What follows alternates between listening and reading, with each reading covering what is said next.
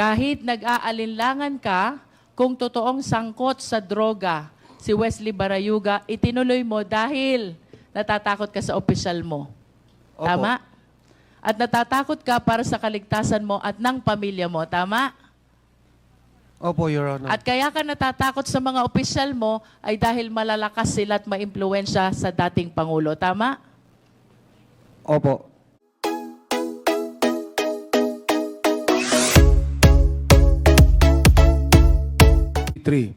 Si Barayugan kasi bilang board member ng Pcso ang humaharang sa pagbibigay ni Garma ng mga STL franchises sa kanyang mga kaibigan.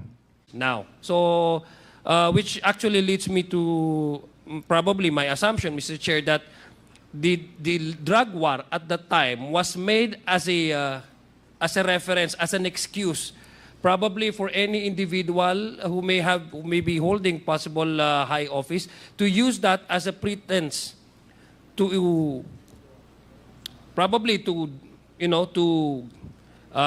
get back on somebody na with personal vendetta, na meron silang personal vendetta. That's actually the thing that I have in mind, Mr. Chair. That's why he was my classmate and a lawyer. Yes. And you know for a fact na may mga issues between Colonel Garma, the general manager, and your corporate board secretary. Tama po ba? I have no personal knowledge, but I know that my classmate is very honorable man. He is not fan of issuing. I'm not asking whether the late Attorney Barayuga is an honorable man na established na kanina. Simpleng-simple lang yung tao. Wala ngang sasakyan pag pumapasok. And that is true. Alam mo yun, di ba? Classmate mo eh. Yes, Your Honor. Yes. Do not describe him already. Na-establish na yun. Fact na yun. What we're trying to establish is the motive why he was killed or he was murdered. Di ba? Yes, Your Honor. Yes. So you deny knowing the issues between your general manager, Colonel Garma, and your corporate board secretary? Hindi mo alam yun? Ikaw ang chairman? Can I explain, Your Honor?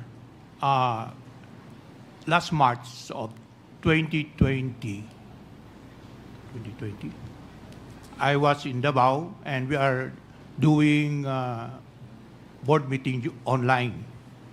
And my board secretary, since he's the one collating all reports, is always in the office. So from March to July 30, I was not in the office. So I don't really know the issues, but I know that my board secretary is not issuing board certificates if all the board members have not signed. So maybe that's the reason why he was targeted. Kasi I know that granting of authority to operate is solely given to the GM. So baka meron silang problema doon, and I don't have personal knowledge of their issues, Your Honor. You do not have personal knowledge. Yes, Your Honor. Pero alam mo na may mga hindi napipirmahan ng board na nire-request ni GM Garma na mangyari. Yes, Your Honor. Yes. Kasi your general manager wanted to increase the number of franchises ng STL at gustong ipasok yung perya ng bayan. I have inkling on that, Your Honor. Yes. You have an inkling? Mas Yes, sir. alam ko pa kaysa yun na general manager ka. On the issue of peryahan ng bayan, because it's an illegal game. Yes. And may I know if during that time, after the death of Attorney Wesley Barayuga, you texted his wife?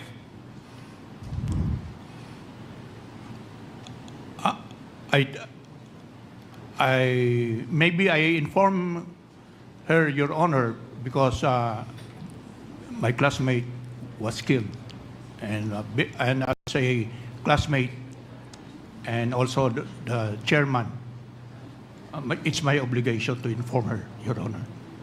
That is your obligation, right?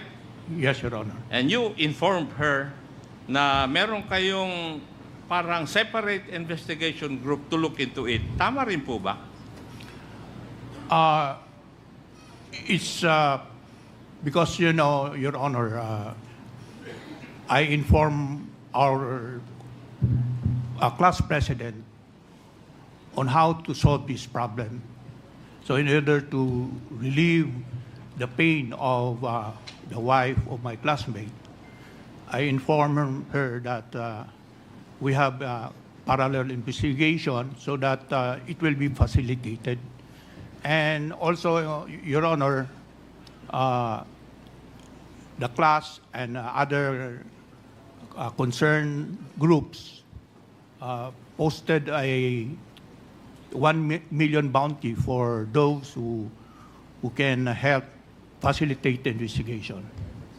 So I would like only to tell this, Your Honor, that during the wake, I was approached by the brother of my classmate. Sir, hindi sana ito maging statistics lang.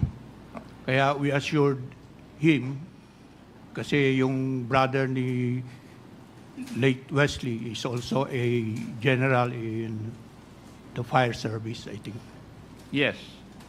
Pero doon sa itinext mo kay Mrs. Pinili, and I have a copy of your text, you said something about the phrase privilege. I would like to read a part of it.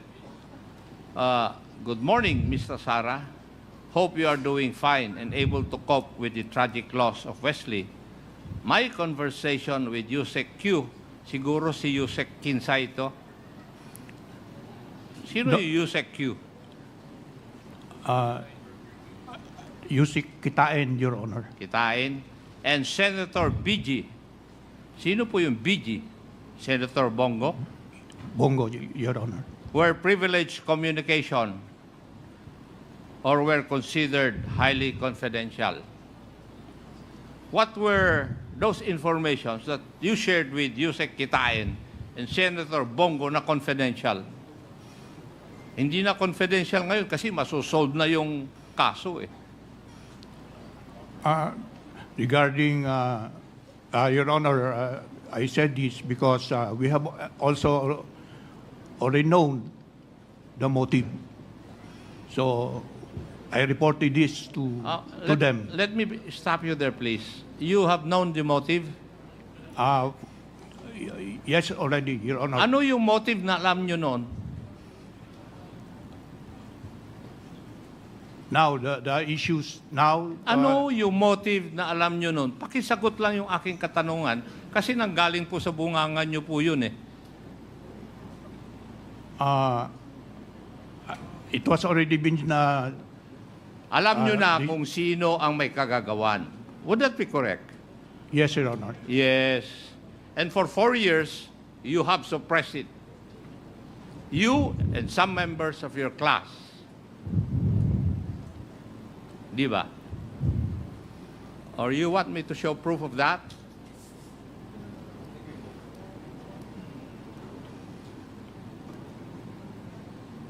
Alam ninyo, totoong nangyari, but you never did anything about it. Why? Because of fear.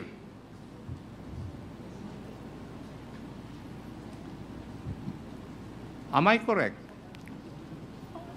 Partly, Your Honor. Partly. And which part is not true?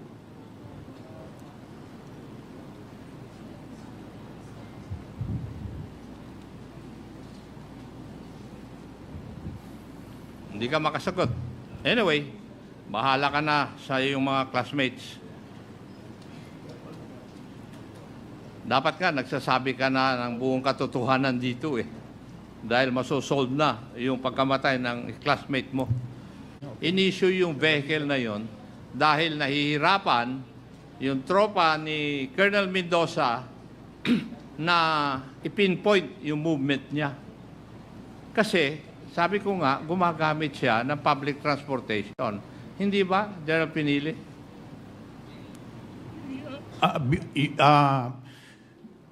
My classmate, I know him personally because we are eating during lunchtime. Nagbabaon. Nagbabaon siya. Yes. Nagbabaon siya. And, Pero gumagamit siya ng public transportation. yes, sir. Yes. Kasi nahihirapan nga yung naatasan na yariin siya eh. Nahihirapan. Why? Dahil gumagamit siya ng transportation, walang pattern. At madaming madadamay kung upakan mo kung nasa public transportation. At alam na alam ng mga membro ng Philippine National Police that there's such a special group known as Kingsmen. And they have cornered yung ibang STL franchises. And that's precisely the reason why Attorney Barayuga was killed, simply because hindi niya gusto yun. Inaayawan niya. Tama rin po ba, General Pinili? Based on the character of my late board secretary, yes, sir. Yes. May ask, PDEA, in the original list, kasama ba yung pangalan ni Attorney Wesley Barayuga? Mr. Chairman, Your Honor, no, sir. No. And was there ever a time that his name was included in the list or the watch list for in the drug war?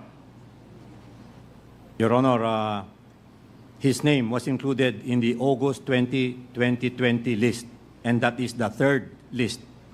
So in the first and second list, his name is not there. So, in the third list, dated August 20, doon napasama po yung pangalan ni Attorney Wesley Barayuga. Yes, Your Honor. And that list, or his inclusion, was already after his death. Would that be correct? Yes, Your Honor. Yes. Inilagay lang doon yung pangalan niya para merong basis. Yung sinasabi, yung theory na drug-related case. Nilagay lang doon. Kaya ang motive talaga is yung katigasan ng ulo ng classmate ni General Manager Pinili noon na objectan lahat yung recommendation ni General Manager Garma mag-increase na number of franchises, pasok yung peryahan ng bayan at saka yung paglalagay ng kanilang mga kaibigan para makakuha ng STL franchises doon sa mga lucrative areas kung nasaan ang STL. Kasi doon po sa Pcso, may lucrative areas din po.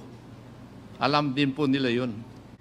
Medyo malinaw na po. And of course, the testimony that was given by the PDEA na indeed, wala pong drugs. Siningit na lang after the death of the late General Barayuga. Please take note of that, CIDG. Pag inoperate, si General Barayuga dapat hindi lumabas doon sa Mandaluyong, in which that is the AOR of General Colonel Grijaldo the time. Is it correct? Nung umaga ng July 30, 2020, inisyuhan nila ng sasakyan plus driver si Sir Wesley. Tapos kasama po yung binigay na dapat within Mandaluyong lang. Sinong nagbigay ng instruction within Mandaluyong lang? Si Colonel Leonardo po. You can do the validation with the PDEA. As a matter of fact, I suppose that you validated this information also with PDEG. No? Saan niyo po ba nakuha yung information na yon? Because it is really very enlightening na patay na yung tao when he was included in the list of narco police. How will you explain this, Colonel? What I do not understand what kind of investigation you were able to come up with. I lament that it seems to me that the investigation is a cover-up of what really transpired. And if I may request it with the committee, can we possibly look into the possible cover-up of this incident as clarified already during the interpellation of the Honorable Ako? Because if so, Mr. Chair, at the very least, we are seeing a case of obstruction of justice here against Colonel Grijaldo. I submit, Mr. Chair. Ito ang pagkakataon nyo kasi sinasabi nyo, di ba, na hindi nyo alam that hindi sila kasama sa high value target. Alam nyo na kasama sila sa high value target. But hindi nyo alam the reality na wala pala sila talaga sa listahan at sinama lang sila sa listahan. Correct? Yes, Your Honor. Mamaya si Wesley na yan. Yes, Your Honor. Humihingi po kami ng taus-pusong sana po ay maunawaan yung aming kalagayan. Kami po humihingi ng taus-pusong kapatawaran sa pamilya Barayuga po. Yun lang po. Mr. Chair? Humihingi po kami ng taos-pusong pamanhin sa pamilya.